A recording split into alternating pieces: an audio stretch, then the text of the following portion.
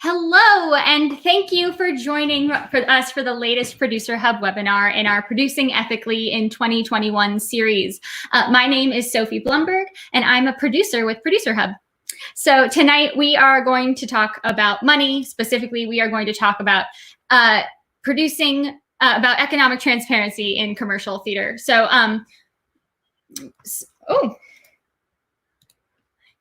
Sorry. Technological difficulties today. But if you are joining us for the first time, the Producer Hub is a connective space for independent producers, artists, producing and presenting organizations, and other arts workers creating live performance. I would also like to begin today's webinar with a land acknowledgement. So I am speaking to you from Tucker County, West Virginia, which are the traditional lands of the Massawomack, Sapani, and Delaware peoples, past and present.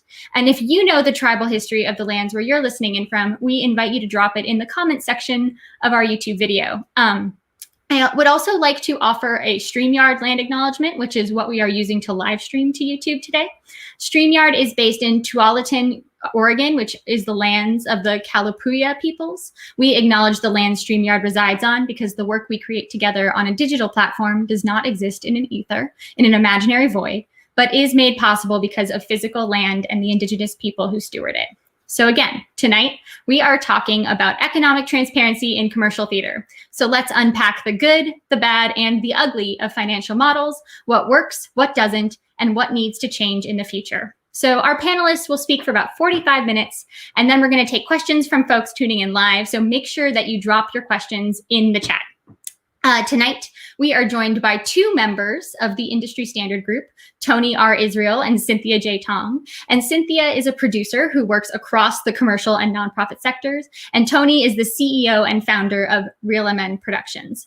We're also joined by Heather Shields, who is a producer and general manager, and also a co-founder of the Business of Broadway. We are so excited to have them join us tonight. Tony is currently experiencing some technical difficulties, so she will be joining us a little bit later on. But for right now, I'm going to have Heather and Cynthia join me on screen. Hi. Hello. So thank you both so much for joining us today. And I wanted to sort of start us off with a definition of terms, because when we talk, what do we mean when we talk about commercial theater, and how is it different from nonprofit theater? Heather, I'm going to throw that one to you. Sure. And by the way, thank you so much for having me here. When we talk about commercial versus nonprofit theater, and we talk about commercial versus nonprofit entities as a whole, what we're talking about really is what happens to the money that's left over at the end of the day. Nonprofits can make money. They don't have to be running in the red all the time. What happens at the end of the day for a nonprofit theater is that money gets put back into the organization. With a commercial entity, it goes out to the equity holders, to the stakeholders. So we're just talking about what happens with the profit. Now, there are some other elements, though. With nonprofit, you can have earned revenue and you can have contributed revenue, donations.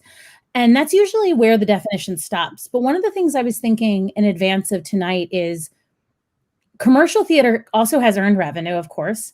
And while they don't call it contributed revenue, we call it equity. So you can get somebody to write a check for your organization if it's a commercial theater, but instead of it being a charitable write-off, they have equity in your company. So fundamentally, you as a producer of art, whether you're working for a nonprofit or a commercial entity, you're going about it the same way. You have to talk to people about the art in the same way, why it's worthy of them funding. And at the end of the day, it's a very similar discussion. The only other thing that I would say when we're talking about commercial theater, I know that Broadway is not the be all and end all of theater, and many shows don't have the intention of Broadway being their destination. But when we talk about commercial theater in 2021, we are largely talking about Broadway, some off Broadway, and tours.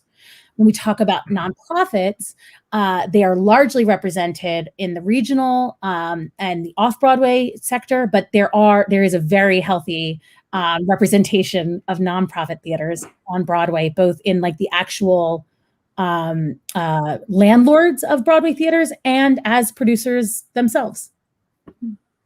So it sounds like the line is not quite as clear as we might think it is.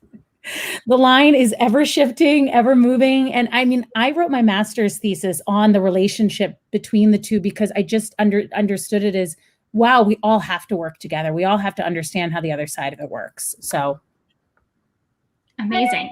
It also sounds like a lot of it is not necessarily about the art itself, but rather about sort of the financial structure, the legal structures that we use, not only to where the money goes, but also where the money comes from as well. That's absolutely right.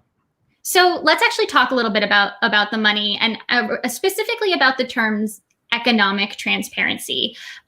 What does that mean? What do we mean when we talk about it? And where has it existed in the past, and why or why not?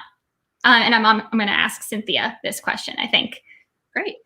Yeah, when we're talking about economic transparency, we're talking about the idea, I think, on the one end, that anyone who wants to understand the economic models of theater can learn that in an easy and digestible way. I think the business of Broadway, which Heather is one of the co-founders of, is doing that in a really digestible and easy way and having information accessible. That's something that the industry standard group is trying to do as well. And it means understanding why decisions are made. For commercial theater in the Broadway model, this is not something that has been shared widely. There are a few reasons for that, and it's not all necessarily malicious or deliberately opaque. I can name a few of them. It's one that the model has been created around these SEC laws, and investment offerings aren't public. And that has kind of been the standard on Broadway because of the amount of money it costs to put a show up. And that's one of the quickest ways to raise funds is from people who are considered accredited investors or have a certain amount of net wealth and net worth. And that's become standard, so no one really questions it, even people who engage with it, even producers, investors, and artists who are part of that model. The other reason is because I think the role of the producer is becoming more and more formalized. Producing on Broadway has in the past been a second career for many people, either people who have come in it through a different industry and this has become a side hobby, or it's come from a creative career, either as a director or an actor, and then they are now turning to producing. I think people are now choosing that role as something at the start of their careers, like Heather and me, and this role is becoming formalized, and creative producing is becoming so crucial in the development of theater. And we're just starting to see educational programs at universities and MFA programs. This is all fairly new, and that's why both our organizations exist as well. And then also because many producers on Broadway are individuals and not studios or networks like it works in TV and film. The risk that any one person is taking is quite great, actually, when you're bringing something to Broadway. Many shows don't actually even make their money back, and producers don't get paid right away when they're doing that developmental work. And all these producers are working on so many projects that many of them are just trying to get through the day and make the best project possible. I'm talking about an idealistic view of producing, in which that means they're thinking most about their projects, not about the industry, and not thinking about education as being a priority in their work. Those are some of the reasons. Heather, you can chime in if you have anything else to add to that. No, that was great, Cynthia. And I actually want to say that's awesome, because I think that actually moves right to the next question. I want to sort of ask this to all of you, and Tony is able to join us now. Hi, Tony. We're so glad you're here. It's been a minute, yes. Technology. This way. But what I think is really important is actually talking about what a producer in the commercial world does. And sort of I want to open this up to all three of you a little bit. And when we talk about a producer in the commercial world, what sort of is that role, and what are sort of the narratives that we're told about what producers do versus what actually happens in that space? And anyone, please feel free to take that one. I feel I should talk just because Ronnie and I have been talking just to get in this room. So I am well prepared. I have my notes. Ronnie and I had our own little private chat, but I would love to jump in. One, thank you guys for allowing me to be a part of this panel. Sophie, thank you. Cynthia, love for you. Heather, you have been wonderful just in our chats that we've had thus far. But in roles of a producer, the first thing I would say is the producer does everything. The producer is the everything person. They raise the money, they secure the talent. As far as, they create, they build the budgets. They do it all. So I'll start there as far as the producers, and just, being in the room with producers, just seeing them operate in this producing realm. They are the gatekeepers of everything. So everything starts with them. So I don't know how far you guys went in. I'm just jumping in, but I wanted to say that if someone else wanted to talk, I would jump in right after that. But that's what I would say, really, the role of the producer. They are the gatekeepers of everything. That's right. Yeah, I would add to that that that it is very much like the buck stops here.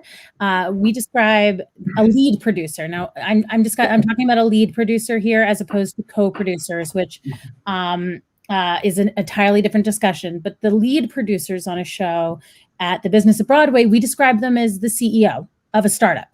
And they're responsible at the end of the day. The buck stops with them in terms of both financial and decision-making on an organizational scale. You may, as the CEO of a new startup, hire someone who you trust and you think is going to do a really great job.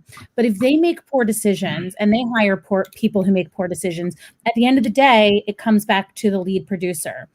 And so it's really important that the lead producer be setting a tone, be making decisions that they want to represent the entire startup from day one, and really conveying the values of that organization. But the only other thing that I will just super emphasize here is that they have to file paperwork with the SEC. They say, I'm going to go and raise 15, 20, 25, 8, whatever, $1 million. And if that money isn't there on opening night, they're the ones who are responsible. So it's not only a creative role, but there's actually a legal role as well. I'll just elaborate a little bit on what you mentioned, co-producers, because that is something that I think we'll get into. And co-producers on Broadway, if you look at the playbill, you'll see that there's a whole block of producers. And the ones at the very top are typically the lead producers or the general partners, GPs. And then you have this block of people who are responsible for helping. Their main job is to help fundraise for the show, because these shows are so expensive to put on, and also bring in partnerships and work as a kind of ambassadors for the show, and perhaps filling in for specific parts of the producing based on their backgrounds. But they do the fundraising and then they receive a credit. And that means either that they are independently wealthy and they write a check. When we're talking about Broadway, we're looking at $200,000 to $250,000 for a co-producer slot, which can be split between people.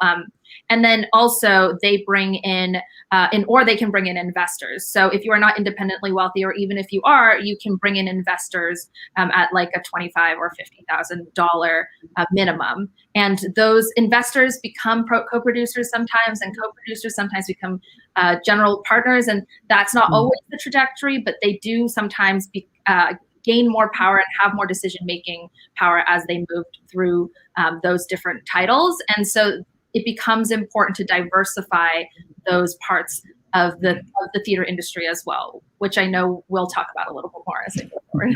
So I think that's incredibly useful to know, just like what all those names on the playbill are, who they are, and what that actually means to be a producer or a co-producer in that slot. Because when we talk about investing, it's sometimes hard to know who those investors are or where the money is coming from in commercial theater with nonprofits. And Heather has said this in the past, and is that when nonprofits, you can pull a 990 from an organization. That's public record, so that you can actually see where the money comes from, who's giving it. And in commercial theater, it sort of is just like all of a sudden the money appears. So when we talk about, which is not actually how it is, it takes a lot of work. Wouldn't that be nice? Wouldn't it be nice if leprechauns just appear and there's a Broadway show?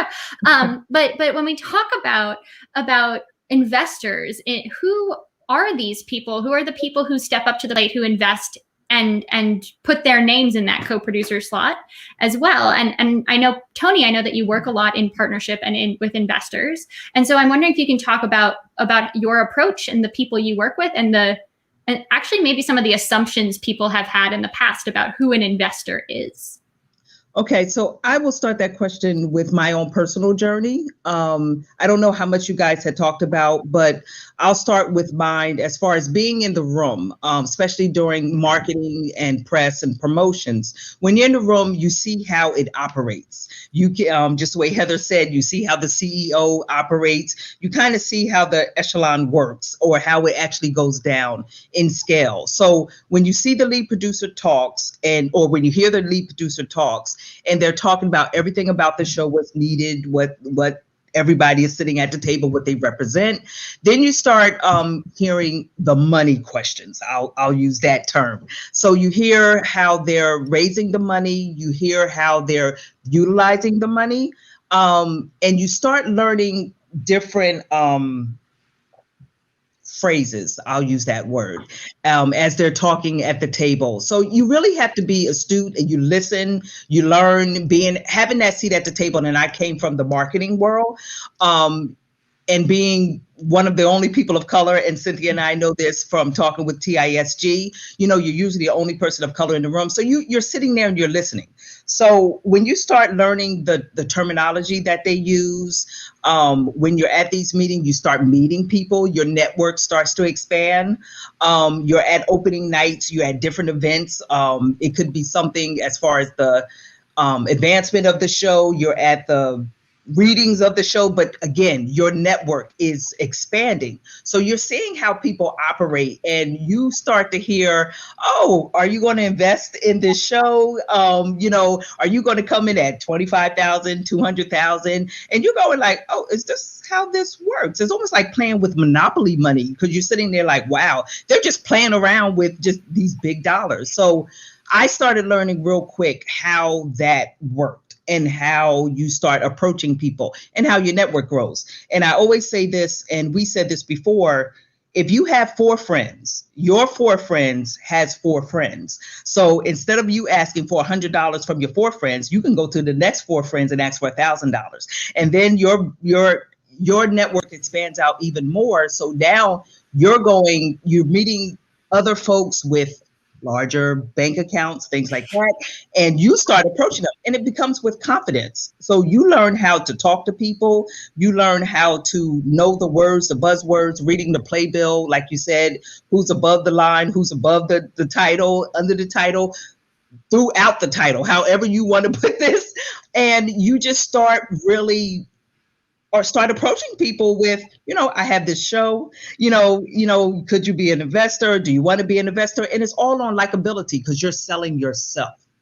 It's not so much so the project, but you're selling yourself. So when people start believing in you and the projects that you can bring to the table, people will open up a checkbook and start writing out checks. Not that easy. It is a skill. So I do say you do learn, and have a mentor or 2. I have mentors, 2 mentors, 3 mentors that really teach you. They teach you how to talk to folks, and you get folks to open up a checkbook a little easier. So I hope that did answer the question, but that's my personal journey. That's really useful to know, Tony. And it's really interesting to hear you talk about how some of it is jargon, but so much of it is about network. And it sounds like the way that you approach your work is actually not just about approaching people with the biggest bank account, but about people who can invest in the project, in the art. And even if that amount might not be the 250,000 that Cynthia was talking about, that it actually, there is a community buy-in, and you can actually invest. You don't have to be a millionaire to be an investor, but part of it is about just being part of the network. And Cynthia looks like she's got something to say. Yeah. Well, first of all, I just want to say really quickly that Tony is incredible at networking and getting investors. So it sounds, I think if you're listening to this for the first time about how people get investors, it sounds like there's a piece that's missing, right? Because I think there's an idea that there's just a pool of investors somewhere and that you have to get them. But the truth is that this industry is relational, and that it's all based on relationships, and that investors on Broadway are people who have either raised their hand and know some of the lead producers and are doing this pretty actively, or are new investors perhaps that lead producers have made relationships with to bring in. And I think that is, that's never going, like relationships in the theater are never going to change, but that is part of the reason why the pool looks the way it does. And it's actually, like what Heather was saying, it's actually pretty similar to nonprofits. Both models actually work based on the excess of wealth in this country and those people putting their money in to either a nonprofit and getting a tax deductible like write-off, or putting their money into a show and hoping that they'll recoup that money, or write it off as a loss, but ideally recoup it and then hopefully profit from it. Mm-hmm.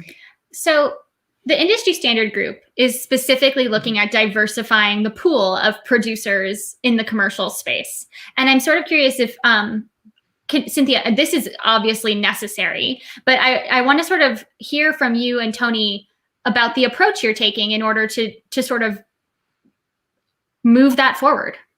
Yeah, basically we want to create a way to flood the industry with BIPOC folks on the producing end who wanted to participate in the financial model and get exposure to commercial producing and investment. As you said, there's a dearth of non-white producers and investors on Broadway. We are 2 of 8 members in this group right now who are pulling this together, and we actually didn't all know each other in the industry because, like Tony said, we are often the only non-white person in a room, so it's actually hard to find the other non-white people in the industry. We're all kind of siloed in our different rooms.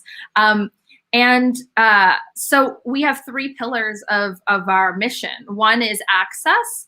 And that's because, like I said, this relationship is based on relationships. And actually, many people just have never been invited in. They haven't been invited to the table. So we're creating access to that invitation. And we're also creating access by lowering that threshold, the financial threshold and minimum. Like I said, it was usually 25 to 50K, and that's accreditation. And we're working to find a new model that allows us to create a fund that will allow non-accredited investors and people to come in at a lower amount and to help them mitigate that risk that is inherent in investing. And then the other pillar is disruption, which is creating a new collective economic model via our impact investment fund. These are all big words that I'm just putting together, but they do mean something, of only BIPOC stakeholders. This is then, we're hoping to use this to disrupt the current system by participating in the Broadway model with that fund and using our money where our mouths are and investing in projects that align with our mission. And that is part of the importance of diversifying this pool, is that these people determine what is on Broadway and how Broadway runs. Like that's that pipeline I was talking about, from investor to GP. And then support, which is our last pillar, which is just creating a network of opportunities for our members, supporting them in finding their way through the industry and building bridges between organizations, people, industries outside of our own, and ideas. And all of that is also advocacy work. So those are the reasons why we are building what we're building. And we're trying to stay as specific as possible, staying specifically to that financial model and the investment pool and co-producing pool, because we found that if we can just focus on doing this thing really, really well and making a little hole and like putting our foot in the door in this way, we're hoping to really make meaningful change over time. This isn't something that'll happen tomorrow. We're really hoping to see, like 10 years down the line, what this has done, and hopefully, and partner with people who are doing a lot of other amazing work, so that in their field, their section of the field, and hopefully each of us can be making small but significant change in that part. Sorry, I'm always so floored when I get to hear about Industry Standard Group. It's just such an incredible piece of work that y'all are doing, especially because you're creating access through transparency and transparency through access. That by actually creating a space for BIPOC folks who otherwise wouldn't have access to the space, wouldn't even know how to get into the space, you are building the pipeline that actually starts from zero. It doesn't assume that you know the language that Tony was talking about earlier. It sort of is about, but how to actually create large scale change is to start with small steps. And a big part of that is actually just how we talk about things and who we have in the room. And I was just going to add on, it's all about access. It's just giving BIPOC folks access. And that's one thing that, one of the things that we don't have. People just don't know. So it's not as a lack of trying. We're going to do a trying to an ask to a completion. So it's a 3-step thing. So I feel that's great. And it's for BIPOC folks. So we're trying to disrupt the system. But disruption without completely dismantling, I think, is the thing that, like, it is not that you are trying to tear everything down, but you are sort of pointing to the problems that existed before and shifting the norm. Yeah, and that's because I think there are organizations who are building completely new things, and actually what we are building is new, and that's why it's taking so, like, we're working with lawyers right now to figure this out because it's just never been done before. But there are amazing organizations doing work in parallel outside the Broadway model, and we just wanted to start seeing change in the Broadway model. It just hasn't been changed. I don't know what the history is actually, but maybe the last 50 to 70 years. Like, Heather, you probably know a little bit. I was going to say, Heather, I feel like you run an organization called The Business of Broadway, so I feel like you should have an answer. But also, one of the things we've talked about, go ahead. Oh, I'm not, you got it. No, please, by all means, finish your question. Well, one of the things we've talked about is sort of about your work with Business of Broadway and how it's changed the way that you think about the industry. And can you talk a little bit about that, because I feel like it dovetails with what Cynthia and Tony are saying about how the model needs to be reexamined. Yeah, I mean, and what I loved about your point at the end there, Sophie, about what industry, what they're doing is, sorry, the Industry Standards Group. I blanked for just a moment. I apologize. What I love about what they're doing, it's like you pointed out, is that they're not trying to dismantle the entire thing, and that would be, for lack of a better word, almost foolhardy use of the amazing time and energy that these people have, because what the thing is that there are 15 unions and guilds on Broadway, and there are 16 collectively bargained agreements between them all, if you count the APC. And I won't go so far into like talking about all of that. What I will go so far into saying is that, like, it's not so easy as to just be like, we're going to do a different model on Broadway, right? And that's what the Industry Standard Group is saying. They're like, we're going to work within this framework. And so that's what I think is so inspiring about the work that you all are doing, Cynthia and Tony and the other 6 that are a part of the group. But going into Business of Broadway, we started this because my co-founders and I, Erica Rotstein, Rachel Sussman, and Dana Lerner, and I, for years, but in the fall of 2019, we were like, this industry needs to change.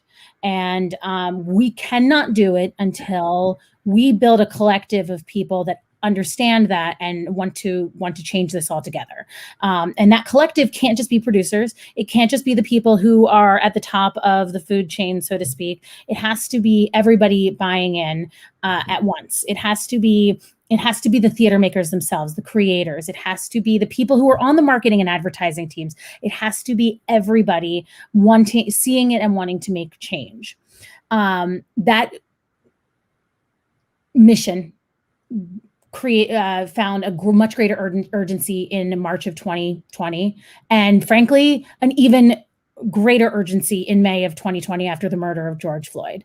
And our goal to inspire and educate this collective suddenly started asking the really important questions of, okay, so you taught me how the industry historically worked. Now I want to know how we're going to do it. And it's fair. It's a fair question. And the truth is, Erica and Rachel and Dana will probably would say this in a much more positive, optimistic way. I always come in as the heavy, though.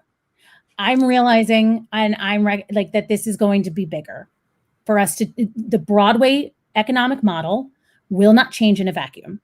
We need a greater systemic nationwide change about the way that we look at art, the way we look at employees, the way we look at workers, the way that we fund our healthcare, the way that we talk about we're a capitalist society. We can't change a capitalist model unless we come to terms with what we're willing to give up as a purely capitalist society. One of the things that we talked about yesterday, when we all, spoiler, we all got together yesterday and we talked about things. And I went on a little bit of a rant about how I think it's actually a little bit ridiculous that employers are expected to pay for healthcare. I think that is ludicrous. I think that healthcare is a right. It is not a privilege. And as a small business owner, I think that it's ludicrous that my bottom line has this huge expense with private healthcare companies, and that I am expected to shoulder that for my employees. Whereas I could give them more money, or I could lower the prices overall of my goods, and or I would like to give everyone more money and lower the prices. And if you look at the money, now I'm not saying that you're going to lower the cost of operating a Broadway show by $1 million. But if you start looking at things like that, if we as a society start changing, we raise the minimum wage, we take away, we fund a public option, we fund a healthcare nationwide. Those kinds of huge nationwide shifts are the only way I've come to believe that we're going to see sweeping changes in the Broadway economic model. I love hearing you talk about that every time. I've heard it a couple times and it's fantastic. Rant over.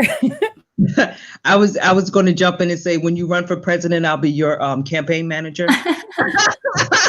You heard it here first, folks.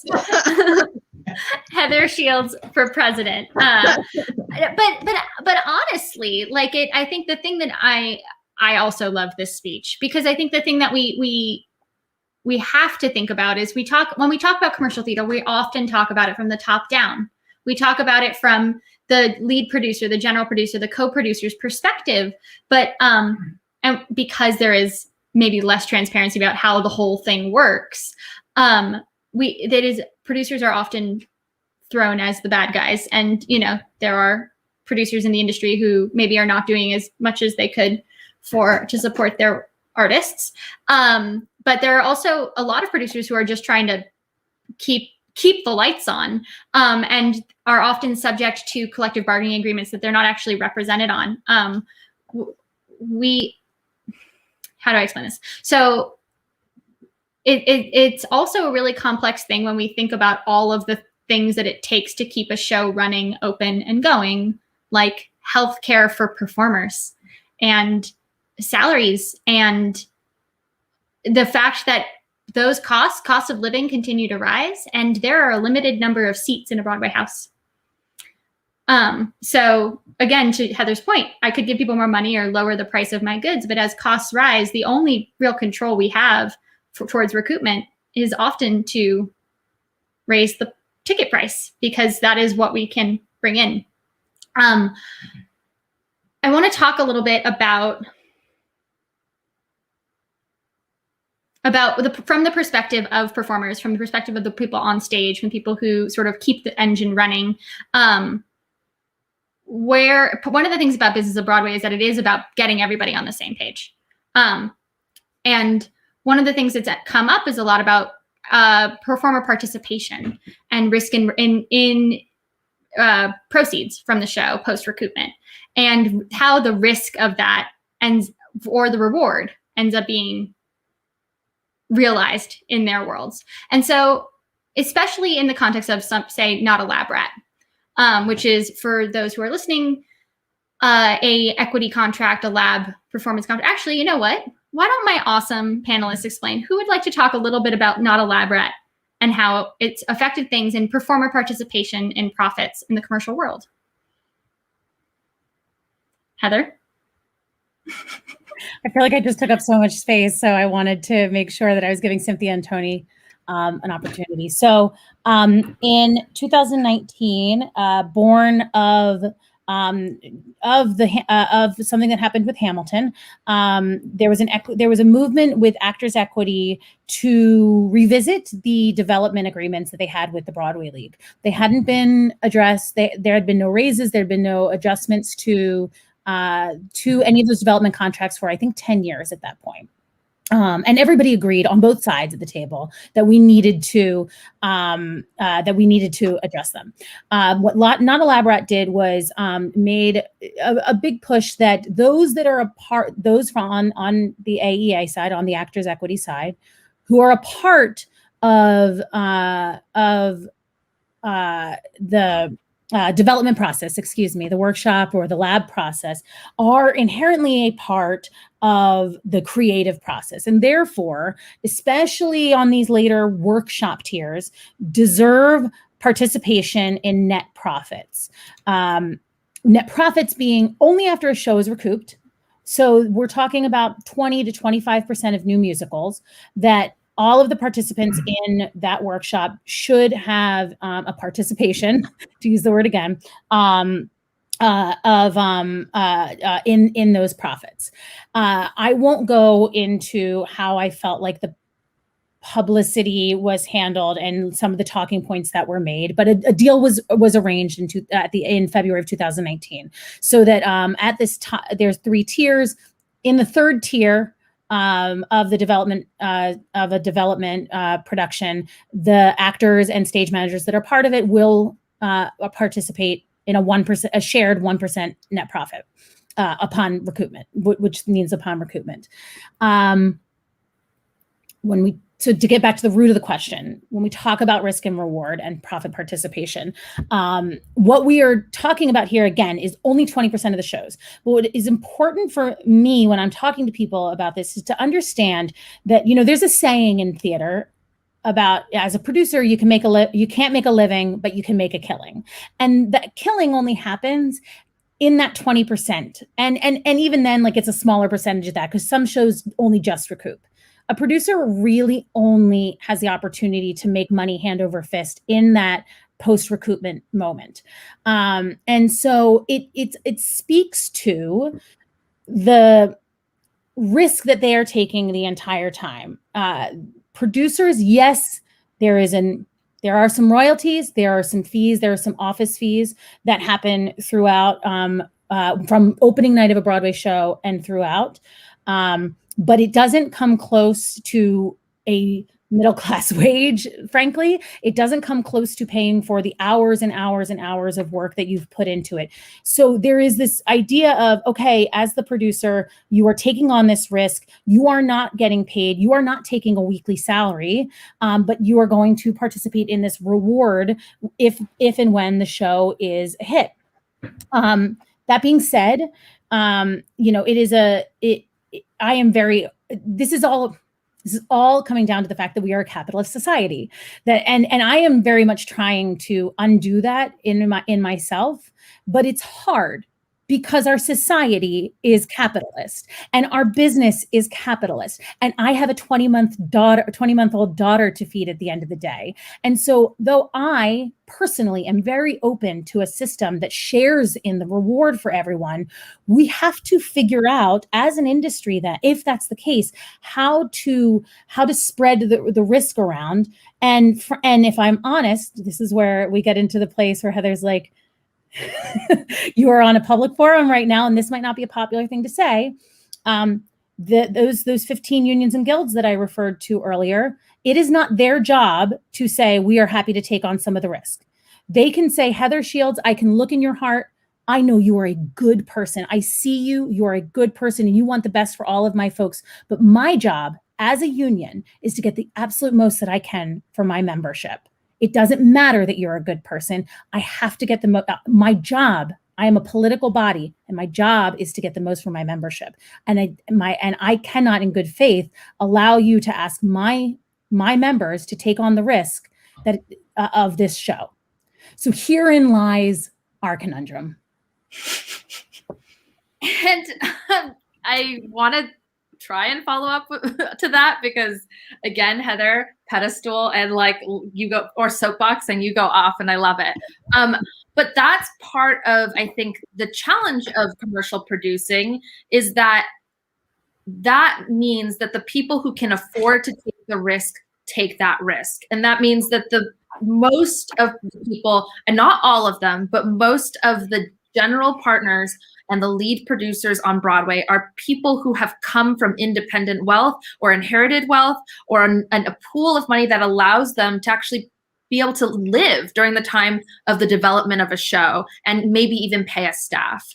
And then because of that, it's like producing is kind of untenable for almost anyone on this call. And I still have the question, and I'm pretty new to the field. I still have the question every day, how do I live off of being a producer? I work for people and I get paid by those people. But if I want to ever become a producer full time, I have to find a way for myself to get paid. And hopefully that's based on the projects doing well. But it is a little tricky because there's kind of a chicken and egg thing. We're hoping to shift the population of the producers. And as that shifts, the models of producing will need to shift. But also the models of producing need to shift in order for the types of people who can be producers to shift. So we're trying to address all of those things at the same time.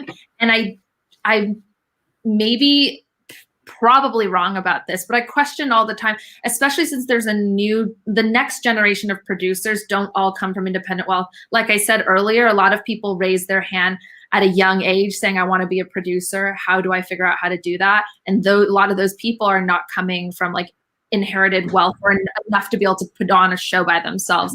So I think there's a lot of people asking, how will this model work for me in the future? So I think there will have to be some change, but also maybe I could be wrong and there could be a whole other class of people who are not in producing right now, who are making their money in tech, making their money other ways, and are going to show up and say, let's keep this model. It works for me. I think that's a pessimistic view, but I don't know. And I do think that this current generation of producers is particularly excited to actually get to exist in the field that they want to exist in.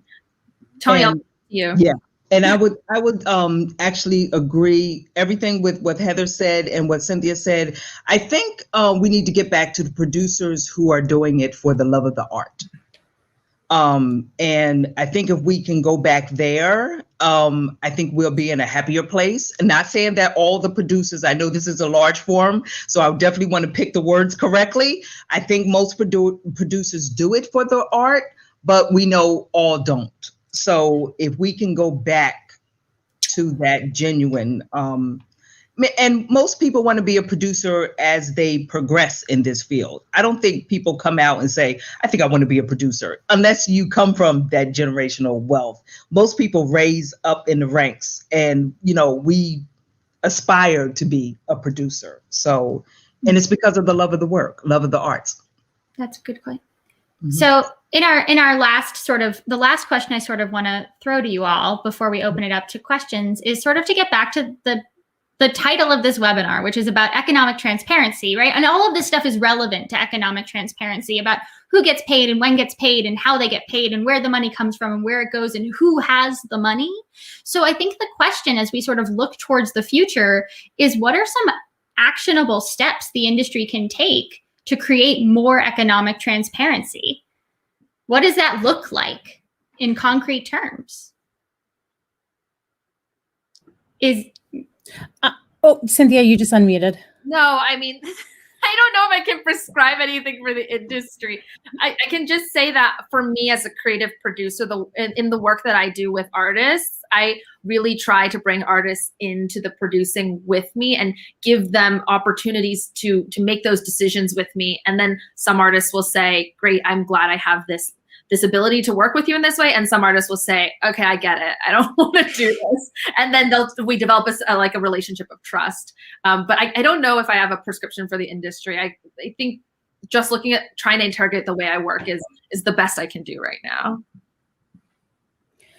I think things like this are amazing. I love, people that come to Business of Broadway or people that just seek out information. We can't have these conversations without a shared knowledge. And obviously, as you can tell, I am very willing to talk about it. So I love to talk about this industry. I love it so much at my core, and I love talking to other people about it and exploring how we can make it better. And so attending panels like this, places like the Producers Hub, like the Industry Standard Group, are out there doing the hard work and if I may say, and the business of Broadway are doing the work of providing information in a way that doesn't require a degree or a 14-week session that costs thousands and thousands of dollars. So just knowing, just like having this very baseline knowledge is super, super helpful, because then we can we don't have to start from the ground. We can start from up here and start exploring all these different ideas. So just educating yourself as best you can, seeking out sources as best you can. Awesome. Okay, I was trying to unmute myself, and I'm going to definitely piggyback on that. I do feel training up the next generation is very important. Just the way we were taught, Heather, Cynthia, it's training up the next folks. So they have to know, and hopefully if we can't make it better, or we make it better a little bit, the next generation takes it on and raises it up a little bit more. So I always was taught by my mentor, and when she said, go off, and literally she said, fly, she asked me, she said, and who are you training? And I took that to heart. And so in my group, under my own company, I make sure that I have the 20-year-olds that are just coming out of college, and you're teaching them, and you want them to do better than you did. So, and it's the love of the arts. We all on this panel, we love the arts, and we want to make it better. So this is our opportunity to make it a little bit better. That actually dovetails really beautifully with the question we have from our audience, which is, what general topics and lessons do you wish were taught in college theater programs to better prepare people to enter this industry, no matter the intended role or career path? What do we want the next generation to know? How it works.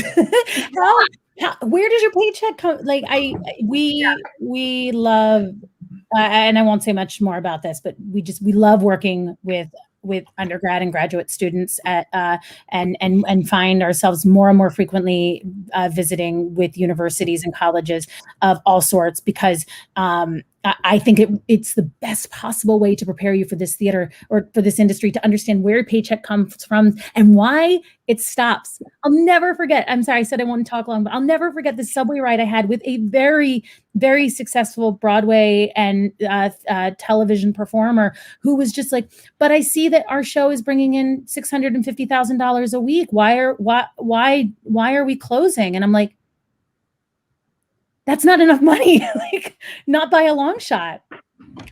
So I went to school and I studied sociology, and I didn't go into theater until after school. So I can't say what exists in the college theater programs and what doesn't. But what I will say, based on grads I've met, both in this industry and outside this industry, two things. One is I think learning how to talk to people you don't know, learning how to cold email, how to be willing to like step up to the plate and just meet people.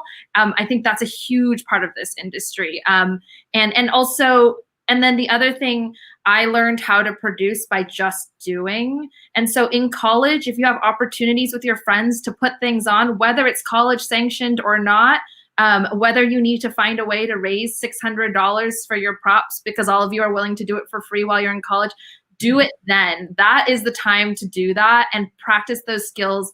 And if you fail, even better, learn from those failures, because that's the only way you'll learn how to do it. And when I came into the workforce, I thought I realized I had more experience than I thought, because of all the things and all the times I had failed when I was running the dance groups on campus, when I was running these things, like when I was doing all this like work with students and all these different things, like, and I have learned a lot from that, and you can utilize that.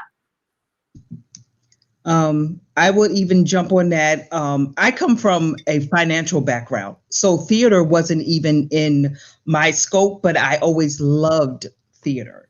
So for me, it was, I always tell young people, even before you get to college, volunteer. Your churches are or a good spot for public speaking, as far as acting, as far as just different things, as far as getting your confidence up, speaking in front of people, singing and things like that. So I always say volunteer. And then if you find something that you're good at as far as volunteering and you can make that into a career, you have a win-win situation. And for me, it was just a full circle moment. I came back to theater because I was introduced to theater by my mom at a young age. Never thought I would take this as a career path. I didn't even think it was possible. I would not have even thought I would be here at this moment.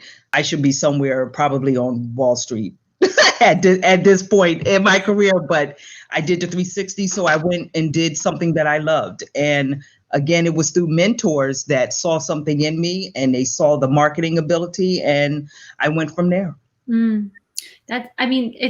Practical experience is a huge part of it, and knowing how it works. And I will actually add my own piece of advice, which is learn budgets, learn that they exist. It took me a really long time to actually come to terms with the fact that it took money to make art. Because I come from, the storefront Chicago background where it's very much like buy the skin of your teeth and some sweat and some spit. And it took me a long time to figure out, oh, there is a business to this, that I can find a way to take care of my artists, of my projects financially as well. And to learn how to make and use a budget and to bring in stakeholders who also cared about the project. Learning that, money isn't necessarily a bad thing. But I also had to learn the hard way to actually bring my artists on board as stakeholders as well as investors or donors, that everybody should know how everything is working so that you can make better decisions together about how to make the work. We have one last question, again from Allie, who has got great questions. So other than the incredible people here tonight, thank you. I think they're awesome too. Who are some names to know of people you admire or work with in producing that we should pay attention to? Oh my gosh. I feel like we should just start throwing out names.